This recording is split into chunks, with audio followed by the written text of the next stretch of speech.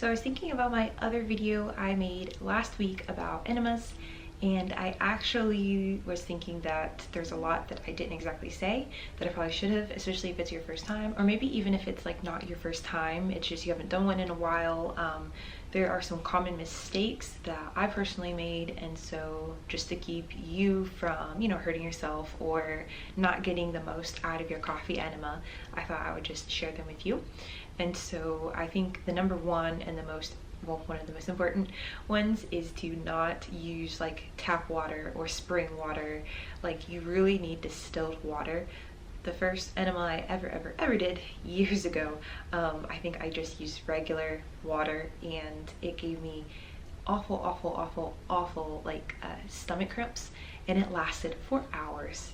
It was awful, even after my body had flushed out most of the enema, because like if you have like one of those enema bags, which that's what I started out with, these work great also. I just want you to know that they have short lifespans, so you can't just like keep them for months on end, because you'll get like mold in the tubing. But they're great to start off with. Just make sure you replace them. Anyways, it's a lot of water in that little bag, so even after my body had expelled it, I don't know why this happens with regular water, but my stomach was messed up. I had awful cramps, and I was like, oh my gosh, I'm never doing this again. Like, this is awful. I guess I didn't put two and two together that distilled water is the only water you should be using to do this, even if you're doing coffee enemas. When you're doing coffee enemas, for those who don't know, you're really only using like a quarter of a cup of coffee, maybe a third of a cup if you want to get crazy, because it's just black coffee. Obviously let it cool down. Don't use it hot, and you're just taking that and you're adding it to your distilled water. So you want to do about 4 cups of distilled water, and then you'll have this added to it, and that's it. It's not just you do like a whole carafe of coffee and then let it cool and put it into your enema. That would be a bit too much. Like, literally you just need a little bit of coffee and you're adding that to your distilled water. Don't use bottled water. Do not use electrolyte water. I would just use distilled water. You can find it anywhere that sells water. You can even find it at like gas stations. Sometimes they'll have like a baby on it, because I guess some people use distilled water for I don't know, to make bottles or something. I don't know, but yeah, if you can't find it, look for like the diaper area in your store, and you'll probably be able to find a gallon of distilled water there. But it's very important, or you were probably going to feel it. Like, it was really uncomfortable for me. The next thing is like the water pressure. This is another thing that could possibly cause you like a lot of discomfort, and in the form of like stomach cramps. Like, there's one feeling, because like obviously enemas, like, they're not comfortable, because you feel like you have to go, so like, you're holding yourself back. So I'm not saying that you're not going to feel anything, but you should not have pain. You should not feel like, oh my gosh, this hurts.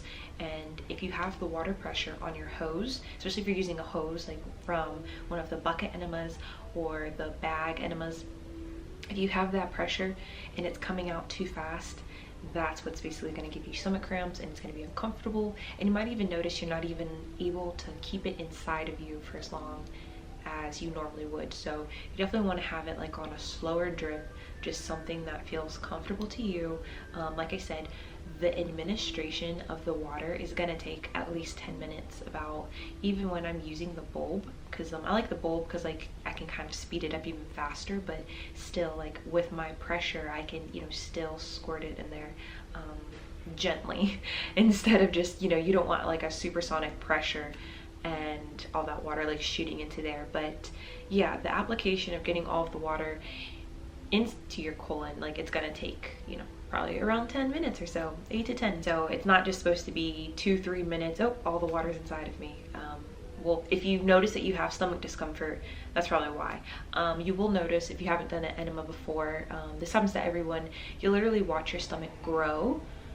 Like, your entire stomach will grow. Maybe you'll look like you're like 3 months pregnant or something, and it's just filled with like water. So during the process, so you can literally see all the water from your enema bag or your bucket or whatever you had it in just pretty much go into you and start doing its job. Another thing, this is super important too, especially if you're on MSM.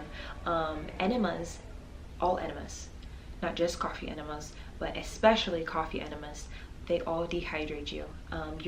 you're losing so much water from, you know, feces. It's like literally sucking out everything. And also, if you're doing coffee enema, the caffeine in the coffee naturally dehydrates people. Not only that, but it's also creating bile. You don't really get this bile creation when you're doing like a saline or water enema, but with coffee enemas you are. Like, that's one of the perks of using a coffee enema. And so what this means is it's literally pulling any type of liquid in that area, and it's just, yeah, it's basically sucking you dry. And so you want to be drinking, some people say make sure you're hydrated before doing this enema, and make sure you're hydrating after the enema. Just make sure you're drinking water during. You can have like a little sippy cup, a little straw, because you're laying on the ground. Make sure you're drinking some water during it. If you don't want to drink during it, that's fine. I mean, all in all, this is should take you around, hopefully under 30 minutes, and then you can start drinking more water. But at least try, I think this is like a 30-ounce tumbler, at least drink one of those within the first, I would say, 40 minutes after your enema, just to get you on track. Then refill, drink another one. Like, you really have to be careful. Dehydration is real, and it's almost as bad as if you were to go in a sauna, do a sauna for 15 to 20 minutes, and then just leave and not start immediately rehydrating. Like, it literally pulls out more water than you know. So make sure you're drinking water.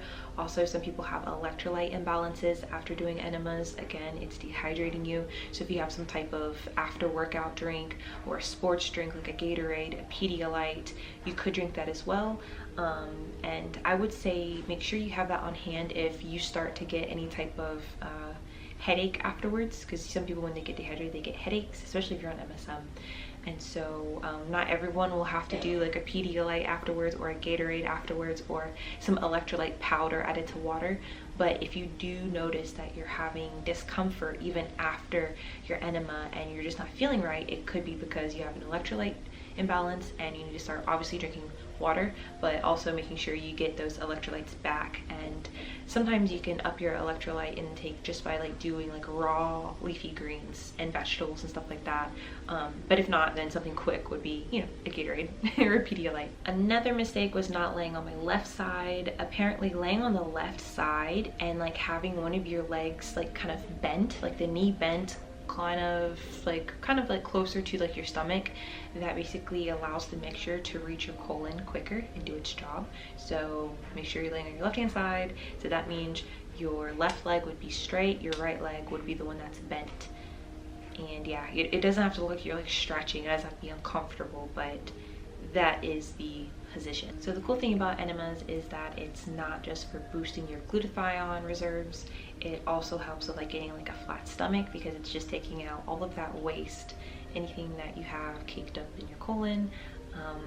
And yeah, over time you'll notice you feel lighter, probably more energetic, and your stomach will stay flatter longer. And just all in all, like it's a good thing to do, even if you're not necessarily doing a coffee enema. Just doing a regular enema is going to give you a flatter stomach, move out that waste, and yeah, help you feel a little bit more energized.